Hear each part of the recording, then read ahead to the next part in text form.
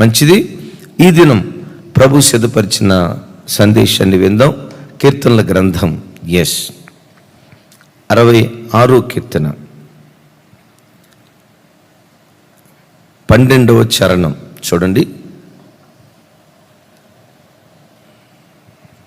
12వ చరణం చక్కటి మాట అది.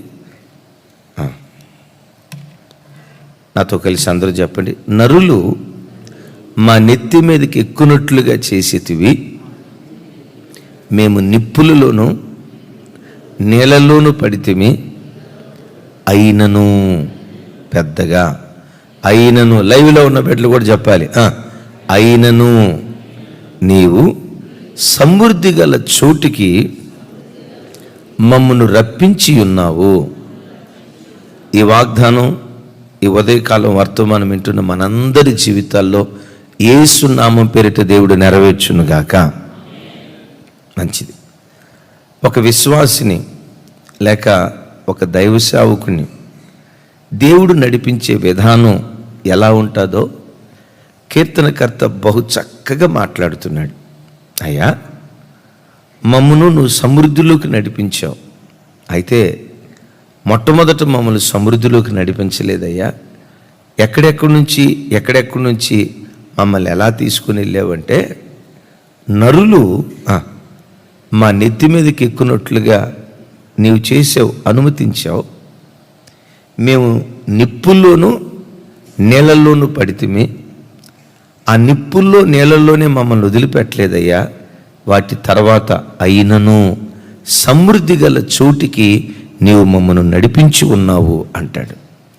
దైవజనమా, నీవు ఆరాధించే నీ దేవుడు నిన్ను సమృద్ధిలోకి నడిపించేటువంటి వాడు. యేసు ప్రభు వారు ఆయన సశరీరునిగా ఉన్నప్పుడు శిష్యులతో మాట్లాడుతూ ఒక చక్కటి మాట అంటాడు. నా గొర్రెలకు జీవం ఇయ్యటానికి నేను వచ్చాను. ఆ జీవం అరాకొరా జీవం కాదు, సమృద్ధి అయిన జీవం నా గొర్రెలకు ఇవ్వటానికి నేను వచ్చాను అంటాడు. ఈ వాక్యం వింటున్న నీ బ్రతుకులో నా బ్రతుకులో మన ఆరాధ్య దైవం అవును మనకు సమృద్ధి అయినటువంటి జీవాన్ని ఇచ్చేటువంటి వాడు. ఏ విషయంలోనైనా, ఆరోగ్య విషయంలో కావచ్చు, ఆత్మీయ విషయంలో కావచ్చు, ఆర్థిక విషయంలో కావచ్చు, ఈ దేవుడు మనకు సర్వసమృద్ధినిచ్చేటువంటి దేవుడై ఉన్నాడు. ఆమేన్.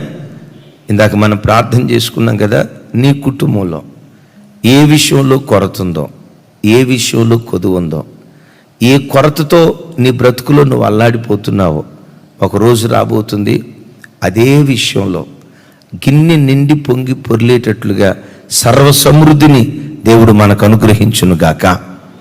అయితే ఆ సర్వసమృద్ధికి దేవుడు అనుగ్రహించే ముందు ఎక్కడెక్కడి నుంచి ఏ మార్గం గుండా దేవుడు మనల్ని తీసుకుని వెళ్తాడంటే అంటాడు, నరులు మా నెత్తి మీదకి ఎక్కునట్లుగా నీవు చేసావు అంటాడు. ఎవరు ఎక్కారంట? ఎక్కడికి ఎక్కారంట? భుజాల మీదకి ఎక్కితే పర్వాలా, ఏకంగా ఎక్కడికి ఎక్కారు? మా నెత్తి మీదకి ఎక్కున్నట్లుగా. అంటే అనేక మంది ప్రజలు మమ్మల్ని బాధించేవాళ్ళుగా మిగిలిపోయారయ్యా. మేము ఎవరిని బాధ పెట్టలా, మేము ఒకరి జోలు వెళ్ళేవాళ్ళం కాదు. నిజమే, దేవుని కృప, దేవుడు మనకిచ్చిన స్వభావం ఎలాంటిదంటే సాధ్యమైనంత వరకు చెప్పండి తుడుచుకొని వెళ్ళిపోయే స్వభావమే దేవుడు మనకిచ్చాడు. అదేంటో విచిత్రం చూడండి. వేరే మతాల వాళ్ళ మీదకి జనాలు కాలు దూతారో లేదో తెలియదు, కానీ క్రైస్తవులంటే చాలు.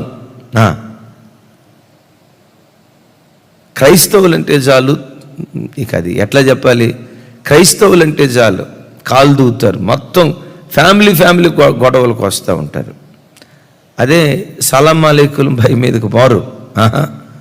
క్రైస్తవులు అనేసరికి ఎట్లా అంటే ఒంటికాల మీద దూకుతారంటారు.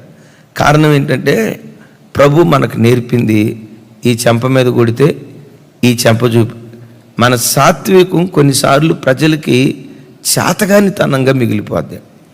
ఈ చేతగానితనమని వాళ్ళు అనుకొని సాత్వికమే మన శక్తిని వాళ్ళకి తెలియక ఈ సాత్వికాన్ని బట్టి మనల్ని బాధించే వాళ్ళు చాలా అధికమైపోతారు.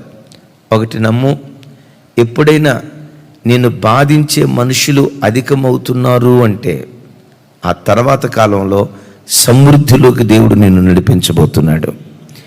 ఎక్కడైనా ప్రజలు నిన్ను బాధిస్తున్నారంటే నువ్వు అనుకుంటావు, ప్రభా నేను ఎవరిని ఏమనలేదు కదా, ఒకళ్ళ జోలి వెళ్ళేవాడిని కాదు కదా, ఒకళ్ళ ప్రస్తావన నేను తీసుకొచ్చేవాడిని కాదు కదా, ఎందుకు వీళ్ళంతా నన్ను శత్రువులుగా చూస్తున్నారు, ఎందుకయ్యా ఇంతమంది నన్ను బాధ పెడుతున్నారు అని ఎప్పుడైనా నీ జీవితంలో అనుకుంటే, వాక్యం వింటున్న ప్రియమిత్రమా, తల్లి, ప్రియ తండ్రి, నీ జీవితంలో ఎప్పుడైనా నేను బాధించే వాళ్ళు అధికమవుతున్నారు అంటే అది దేనికి గుర్తు తెలుసా? దేవుడు నిన్ను సమృద్ధిలోకి నడిపించబోతున్నాడు అనేదాన్ని గుర్తు. యేసయ్యకి మహిమ కలుగును గాక. పెద్దగా చెప్దాం ఆమేన్. ఆకాశం మేఘావృతం అయిందనుకోండి, అది దేనికి గుర్తు? ఏమండి, వర్షం రాబోతుంది అనేదానికి గుర్తు. అట్లాగే భక్తిహీనులు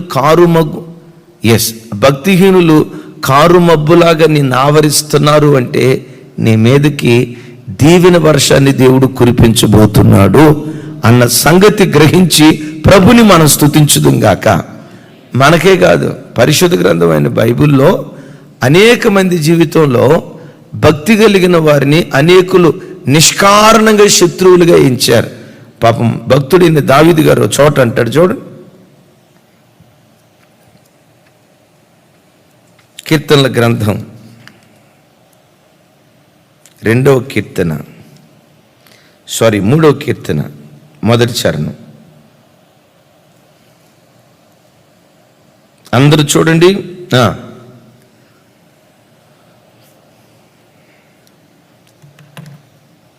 ఒకసారి చెప్పండి నాతో కలిసి, యెహోవా నన్ను బాధించువారు ఎంతో విస్తరించి ఉన్నారు, నా మీదకు లేచువారు అనేకులు. ఏమంట? నన్ను బాధించువారు ఎంతో విస్తరించుతున్నారు. అంటే దావీదు గారిని బాధ పెట్టేవాళ్ళు ఈరోజు 10 మంది ఉంటే రేపు ఎంతమంది అవుతున్నారు? విస్తరించుచున్నారంటే అర్థం ఏంటి? విస్తరించుచున్నారంటే అర్థం ఏంటి? ఈరోజు 5 ఉంటే రేపు 10 మంది అవుతున్నారు, రేపు 10 మంది ఉంటే ఎల్లుండి 20 మంది అవుతున్నారు, ఎల్లుండి 20 మంది ఉంటే ఆ తర్వాత 50 మంది అవుతున్నారు. నన్ను బాధించువారు రోజు రోజుకు విస్తరిస్తున్నారయ్యా, నా మీదకు లేచువారు అనేకులు అంటాడు. అసలు దావీదు గారు ఈ కీర్తన ఎప్పుడు రాశాడంటే, బాధాకరమైన సంగతి, దావీదు మీదకి తను అత్యంత ప్రియంగా ఎంచి బహుప్రీతిగా ప్రేమించినటువంటి తన కుమారుడైన అబ్షాలోమే దావీదు మీదకి శత్రువుగా మారాడు. బయటోళ్ళు శత్రువులుగా మారారంటే పర్వాలా, తను ఎక్కువగా ఎవరిని ప్రేమించాడో తాను ప్రేమించిన అబ్షాలోమే తనకు శత్రువుగా మారిపోయాడు. కొన్నిసార్లు చూడండి, అద్భుతం, మానవ జీవితంలో జరిగే ఒక రహస్యం, విచిత్రం ఏంటంటే, మనం ఎక్కువగా ఎవరిని ఎక్కువ ప్రేమిస్తాము. తమాషా చూసారా? మనం ఎక్కువ ఎవరిని ఇష్టపడతాం, ఎవరిని నా ప్రాణానికి, చెప్పండి అమ్మా, అదే నా ప్రాణానికి ప్రాణం అంటాము, వాడే రేపు మన ప్రాణం తీసేవాడు అయిపోతాడు. ఇది సృష్టిలో ఉన్న ఒక విచిత్రం, ఒక బాధాకరమైన సంగతి. ఇది నీకు నాకు సంభవించే పరిస్థితి కాదు. పరిశుద్ధ గ్రంథమైన బైబిల్లో భక్తులు ఈ మార్గం గుండా వెళ్ళారు. దావీదు గారు అంటాడు, నన్ను బాధించువారు విస్తరించుచున్నారు, నా మీదకు లేచువారు అనేకులు. చూడండి, ఎప్పుడైనా నీ మీదకు మనుషులు శత్రువులుగా మారి లేస్తున్నారంటే, నిన్ను బాధించే వాళ్ళు విస్తరిస్తున్నారంటే ఇది దేనికి గుర్తు తెలుసా? సమృద్ధి గల అనుభవానికి దేవుడు నిన్ను నడిపించబోతున్నాడు అని అర్థం. Praise the Lord. ఇక్కడ ఒక మాట, దావీదుకు వీళ్ళంతా ఎందుకు శత్రువులయ్యారు? ఒక చోట ఒక విచిత్రమైన మాట అంటాడు. కీర్తనల గ్రంథం 38వ కీర్తన చూడండి,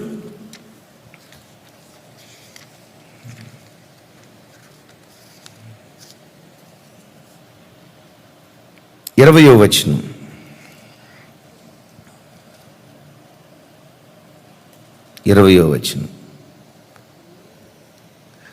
అందరూ నాతో కలిసి చెప్పండి, మేలునకు ప్రతిగా వారు కీడు చేయుచున్నారు. పెద్దగా చెప్పాలి ఇక్కడ. నేను ఉత్తమమైన దానిని అనుసరించినందున వారు నాకు శత్రువులైరి. ఎందుకు శత్రువులయ్యారంట? ఏమంటే ఉత్తమమైన దాన్ని అనుసరించినందుకు మిత్రులు కావాలా, శత్రువులు కావాలా? చెప్పాలి. దావీదుకు వీళ్ళంతా ఎందుకు శత్రువులు అయ్యారంటే, నేను ఉత్తమమైన దాన్ని అనుసరించినందువలన వారు నాకు. చూడండి, భక్తి జీవితంలో కూడా మన చుట్టూతో కొంతమంది నామకార్థులు ఉంటారు. వాళ్ళతో పాటు తాగి తందనాలాడినంత కాలం వాళ్ళు మనకు జిగిరి దోస్తుల్లాగా ఉంటారు. వాళ్ళతో కలిసి తిరిగి, వాళ్ళతో ముచ్చట్లాడి, వాళ్ళతో మన చెడు కార్యక్రమాలు చేసినంతకాలం చాలా మంచిగా మనకుంటారు.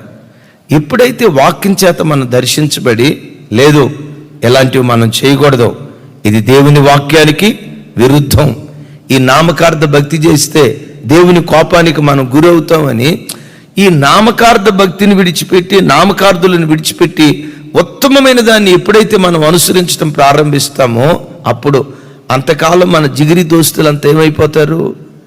దావీదు అంటాడు, నేను ఉత్తమమైన దాన్ని అనుసరించినందున వారు నాకు శత్రువులైరి అంటాడు. మెట్టుకు ఏదేమైనా నరులు మా నెత్తి మీదకి ఎక్కున్నట్లుగా నీవు చేసితివి. ఇక్కడ ఒక ఎంత తమాషా మాట చూడండి. నరులు నెత్తి మీదకి ఎక్కున్నట్లుగా చేసింది ఎవరు? నీవే చేసావయ్యా అంటాడు. అంటే కొన్నిసార్లు మనుషులు మనకు విరోధులు అవటం, దాని వెనుక దేవుని ప్రణాళిక ఉంటుంది. అలా విరోధులైనప్పుడు మనం ఏం చేయాలి? దానికి ఒకటే సమాధానం, మౌనమే బలమైనటువంటి ఆయుధం. వాడేదో అన్నాడని, వీడేదో అన్నాడని మనం పొరపాటున నోరు జారకూడదు. ఒకటే చేయాలి, మన వేద్యాన్ని నీతి కలిగిన న్యాయాధిపతికి అప్పగించి మనం మౌనంగా ఉంటే దేవుడు పొరపాటును మౌనంగా ఉండడు. చప్పలు కొడితే యేసయ్యకు స్తోత్రాలు చెప్దాం. చెప్పండి, మనం ఎట్లా ఉండాలి? ఎట్లా ఉండాలి? మనం మౌనంగా ఉండాలి. మరొకసారి జ్ఞాపకం చేస్తాను, ఎప్పుడైనా మనుషులు నీకు విరోధులే నీ చుట్టూతో చేరి నిన్ను బాధిస్తూ ఉంటే అది దేనికి గుర్తయ్యి అంటే సమృద్ధి గల అనుభవానికి దేవుడు మనల్ని నడిపించబోతున్నాడు. సరే, నరులు మా నెత్తి మీదకి ఎక్కున్నట్లుగా చేసితివి. ఆ తర్వాత ఎక్కడ పడ్డారంట? మేము నిప్పుల్లో పడ్డాం, ఆ తర్వాత నీళ్ళల్లో పడ్డాం. నిప్పులు దేనికి గుర్తంటే శ్రమకు గుర్తు, నీళ్లు దేనికి గుర్తంటే నిందలకు గుర్తు. మరోసారి చెప్తాను, నిప్పులు దేనికి గుర్తు? నిప్పుల్లో పడ్డామనుకోండి, మంచిగా ఏసీగా చల్లగా ఉంటుంది కదా తమ్ముడు, ఎట్లుంటుంది? ఫ్రై అయిపోవటమే కదా. మేము నిప్పుల్లో పడ్డాము అంటాడు. వాక్యం వింటున్న దైవజనమ, దేవుడు నిన్ను సమృద్ధికి నడిపించబోయే ముందు నీ జీవితంలో శ్రమలని నిప్పులను దేవుడు నీకు అనుమతిస్తాడు. ఎందుకు శ్రమలని నిప్పులు అనుమతిస్తాడంటే ఎన్నో కారణాలు ఉన్నాయి. మెట్టుకు బైబిల్లో ఒక మాట రాసి ఉంటుంది. భక్తుడైన దావీదు గారు అంటాడు, యెహోవా నేను శ్రమల పాలై దీనుడనైతిని, ప్రభు నన్ను తలంచుకొనుచున్నాడు అంటాడు. చప్పలు కొడదాం గట్టిగా.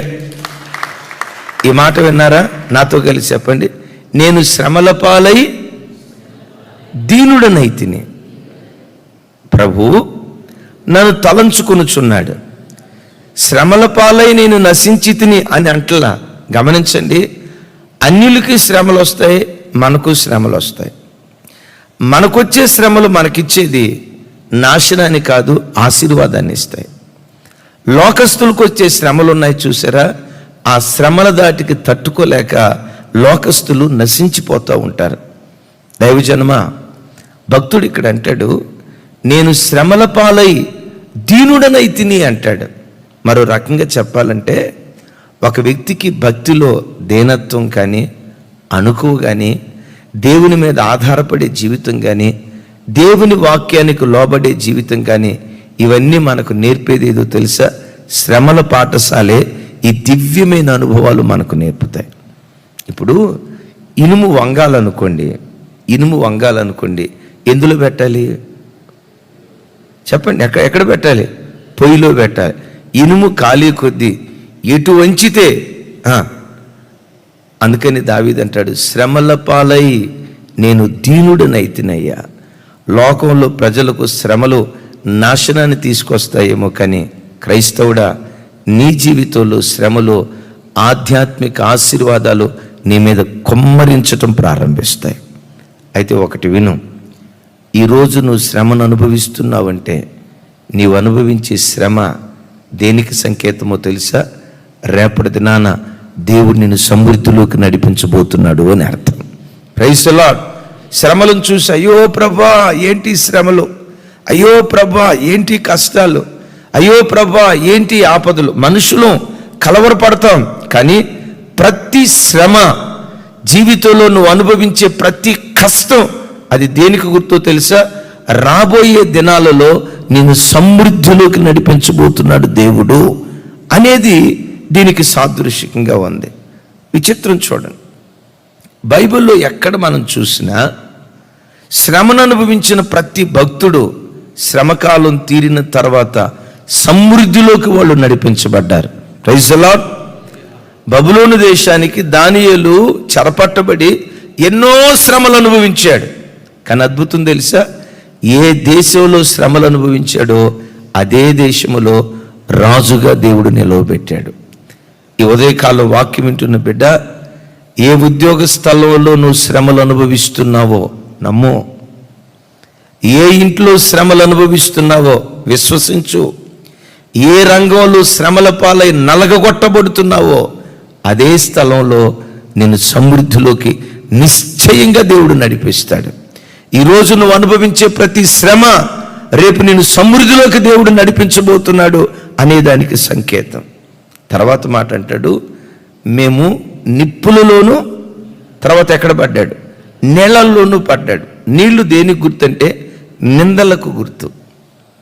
ఇప్పుడు శ్రమల పాలయ్యాం కదా, జనులు నెత్తి మీదకి ఎక్కి మనల్ని బాధిస్తూ ఉన్నారు కదా. బాధించే ప్రజలు ఏమంటారు తెలుసా? మనం శ్రమల్లో చిక్కున్నప్పుడు, అక్క మహాభక్తి కలిగింది కదా, మరి అంత భక్తి కలిగింది అయితే అక్కకి కష్టం ఎందుకు? వాళ్ళ ఆయన ఎందుకు ఎట్టున్నాడు, వీళ్ళ అబ్బాయి ఎందుకు ఎట్టున్నాడు?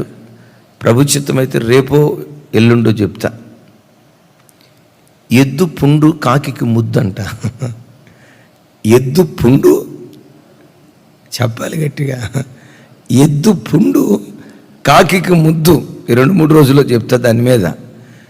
ఆల్రెడీ పాపం ఎద్దు దానికి పుండయ్యి బాధపడతా ఉంటే ఈ కాకి పడవటం ఎక్కడ పడితే అక్కడ పడవదు, ఎక్కడ పొడుస్తుంది?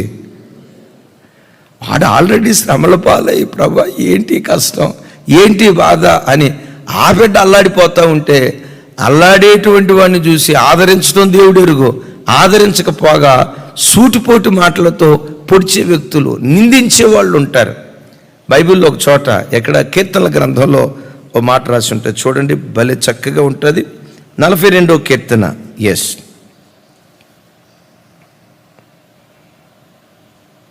10వ వచనం. 42:10 చూడండి.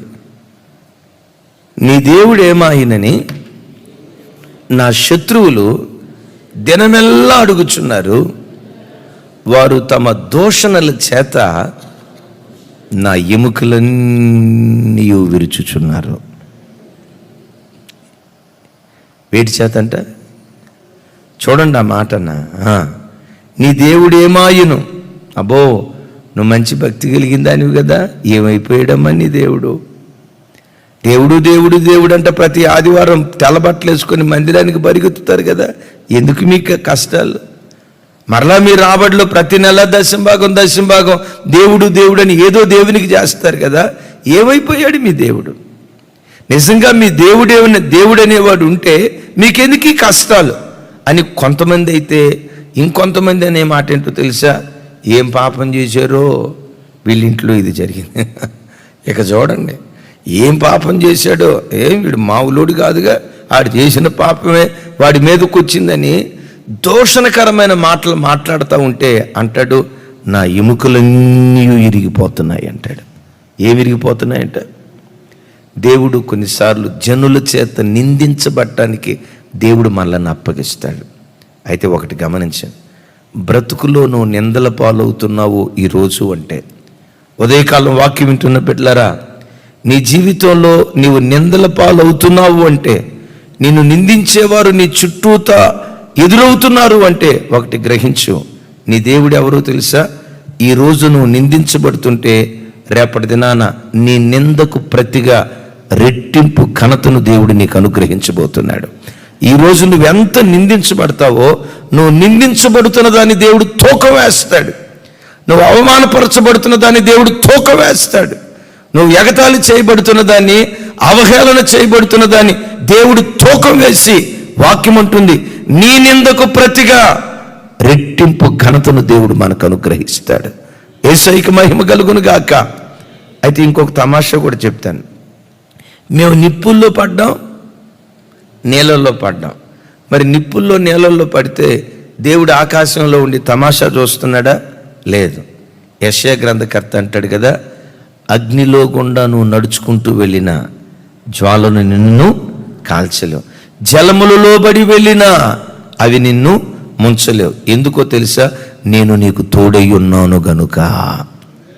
అంటే ఆ మాటకున్న అర్థం ఏంటంటే, శ్రమలు దేవుడు మనకు అనుమతిస్తాడు. అనుమతించిన దేవుడే వాటిని భరించడానికి కావలసిన శక్తి కూడా ఆ దేవుడే మనకు దయచేస్తాడు. గట్టిగా చెప్దాం ఆమేన్. నిందలకు దేవుడు అప్పగిస్తాడు. నిందలకు అప్పగించిన దేవుడే ఆ నిందల మధ్యలో ధైర్యంగా బ్రతకటానికి దేవుడే మన ప్రక్క నుండి మనలను బలపరచునుగాక. జీవితంలో ఎప్పుడైనా నిన్ను బాధించేవారు అధికమవుతూ ఉంటే, నీ శ్రమలు అధికమవుతూ ఉంటే, నీ నిందలు అధికమవుతూ ఉంటే, ఇవన్నీ దేనికి గుర్తయ్యి అంటే, రాబోయే కాలములో నిన్ను సమృద్ధిలోకి దేవుడు నడిపించబోతున్నాడు. Praise the lord. విశ్వసించు, మారా తరువాత మాధుర్యాన్ని దేవుడు నీ కొరకు దాచిపెట్టాడు. రాత్రి తర్వాత పగటిని నీ కొరకు దేవుడు దాచిపెట్టాడు. అరణ్యం తర్వాత పాలు తేనెలు ప్రవహించే వాగ్దాత దేశాన్ని దేవుడు నీ కొరకు దాచిపెట్టాడు. అయినను యేసు నామం పేరిట ఈ దినం సమృద్ధి గల అనుభవానికి మనలను, మన కుటుంబాలను కృపగల దేవుడు నడిపించును గాక. అలా నడిపించున్నట్లు చప్పలు కొడుతూ ప్రభువారికి స్తోత్రాలు చెప్దాం.